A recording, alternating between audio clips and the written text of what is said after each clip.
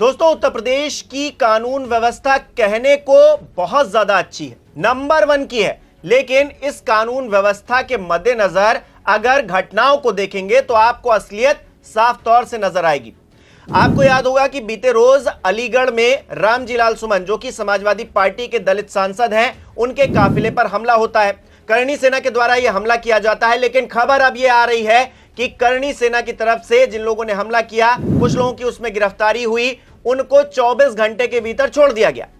आपको याद होगा जब आगरा में रामजी लाल सुमन के आवास पर हमला हुआ था, उस वक्त भी कुछ ऐसी ही खबर निकलकर सामने आई थी। पुलिस ने जिन लोगों को गिरफ्तार किया था, जिन लोगों ने उन्माद मचाया था वहां पर, उनको छोड़ दिया गया था। तो कानून व्यवस्था क्या सिर्फ सत्ता पक्ष के लिए है या फिर विपक्ष के लिए भी है, यह भी अपने आप में सवाल खड़ा हो गया है। क्या भेदभाव की राजनीति की जा रही है उत्तर प्रदेश के अंदर कानून व्यवस्था के मद्देनजर?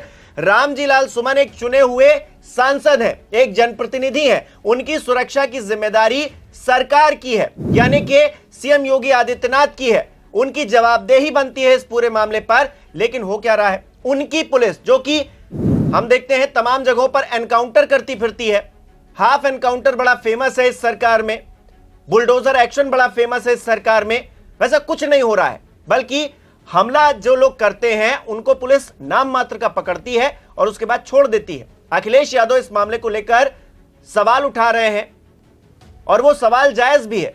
अखिलेश यादव क्या कहते हैं, जरा देखिए। अखिलेश यादव कह रहे हैं कि यह है भाजपा राज में एक दलित सांसद के ऊपर हुए जानलेवा हमले पर की गई दिखावटी कार्रवाई। अगर 24 घंटे में ही छोड़ना था तो गिरफ्तारी क्यों किया गया? उत्तर प्रदेश का पीडीए समाज ये नाइंसाफी देख रहा है। उत्तर प्रदेश में महा अन्याय राज है और कुछ नहीं कहना है। और नीचे खबर लगी हुई है अलीगढ़ की, जिसमें लिखा है चट गिरफ्तारी पट जमानत, सपा सांसद पर हमला करने वाले सभी आरोपी रिहा। इससे पहले आपको याद होगा लखीमपुर खीरी का अमरेंद्र सिंह, वो खुलेआम मीडिया के कैमरे पर धमकी दे रहा था कि मैं अखिलेश यादव को गोली मार दूंगा। उस मामले पर क्या कार्रवाई हुई, क्या गिरफ्तारी हुई, कौन सी सजा हुई, कौन सा बुलडोजर उसके घर पर चढ़ा दिया गया या फिर कौन सा हाफ एनकाउंटर कर दिया गया? क्या उत्तर प्रदेश की सरकार भेदभाव वाली राजनीति कर रही है? कानून व्यवस्था को लेकर भी भेदभाव किया जा रहा है क्या? और अगर नहीं किया जा रहा है तो इस तरह की खबरें सामने क्यों आ रही हैं कि आरोपियों को 24 घंटे के भीतर रिहा कर दिया जा रहा है? हम अक्सर देखते हैं उत्तर प्रदेश के अंदर अपराधियों को लेकर सीएम योगी आदित्यनाथ दहाड़ते हुए मंचों से कहते हैं कि अगर एक चौराहे पर घटना हुई है तो दूसरे चौराहे पर यमराज बैठे हैं अपराधियों के लिए।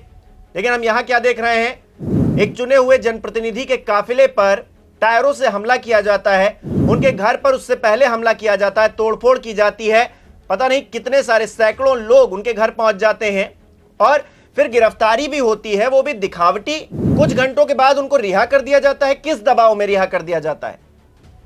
क्या इस पर सवाल नहीं पूछा जाना चाहिए? क्या उत्तर प्रदेश की जनता यह सब नहीं देख रही है क्या? ठीक है, अखिलेश यादव राजनीति कर रहे होंगे, रामजी लाल सुमन भी राजनीति कर रहे होंगे, लेकिन नजीर क्या जा रही है, लोगों के बीच संदेश क्या जा रहा है कि सरकार में अगर कोई घटना की जाती है और उसके बाद यह कह दिया जाता है कि हम आहत हैं या फिर हम तो फलाने पक्ष से हैं, तो उसको छोड़ दिया जाएगा। पुलिस के हाथों में बेड़ियां बन जाती हैं। पुलिस को तो अपना काम करना चाहिए, कानून व्यवस्था को तो अपने ढंग से काम करना चाहिए, कम से कम। राजनीति अपनी जगह है, लेकिन अगर उन लोगों को आज छोड़ दिया जा रहा है जो लोग हमला कर रहे हैं, तो कल को कोई और भी हमला करेगा, आपको उसको भी छोड़ना पड़ेगा। और आंख के बदले अगर आंख लेंगे तो फिर तो पूरा समाज अंधा हो जाएगा और यह कानून भी अंधा हो जाएगा। उन लोगों पर कार्रवाई करना जरूरी है, क्योंकि हिंसा का रास्ता कहीं से भी सही नहीं है और जो भी हिंसा करे उस पर कार्रवाई होनी चाहिए। उत्तर प्रदेश की सरकार तो इसीलिए जानी जाती है ना कि कोई भी सरकारी संपत्ति को नष्ट कर रहा है या फिर कोई भी उन्माद सड़कों पर फैला रहा है तो उसको जेल में जाना पड़ेगा, उसके घर पर बुलडोजर चढ़ा दिया जाएगा। लेकिन इस मामले में ऐसा क्यों नहीं हो रहा है? 24 घंटे के अंदर आरोपियों को क्यों छोड़ दिया जा रहा है? ठीक है, भावनाएं आहत हैं। राणा सांगा को लेकर रामजी लाल सुमन ने जो कहा उसको सही ठहराने की कोशिश समाजवादी पार्टी भले कर सकती है, लेकिन उसको सही तो नहीं कहा जा सकता। कानूनी रूप से उस पर कार्रवाई होनी चाहिए कि एक सेना निकल पड़ेगी हिसाब करने के लिए, वो भी सड़कों पर। क्या कानून इतना छोटा हो जाएगा, इतना पंगु हो जाएगा कि उन लोगों को जो उन्माद फैला रहे हैं सड़कों पर, जो सरेआम कोशिश कर रहे हैं कि समाज जलने लगे, उनको सजा तक नहीं दे पाएगा? गंभीर सवाल है और इस सवाल का जवाब भी मिलना चाहिए।